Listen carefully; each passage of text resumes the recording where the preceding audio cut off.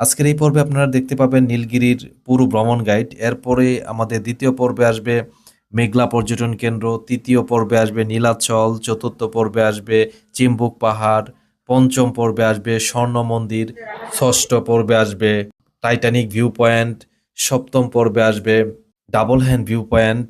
প্রত্যেকটা ভিডিও দেখতে আমাদের এই চ্যানেলটি সাবস্ক্রাইব করে আমাদের সাথেই থাকুন।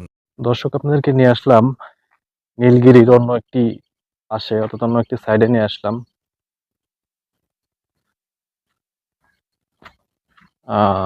অসাধারণ অসাধারণ আরেকটি ভিউ আপনাদেরকে দেখাই।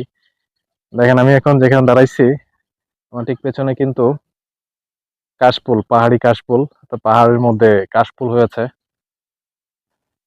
আপনারা নিশ্চয়ই দেখতে পাচ্ছেন। এখন বাজে 1টা বাজে প্রায় দুপুর। উই আর এট নীলগিরি। দর্শক, এই মুহূর্তে আপনাদেরকে নীলগিরির অন্য একটি পাশে নিয়ে আসলাম।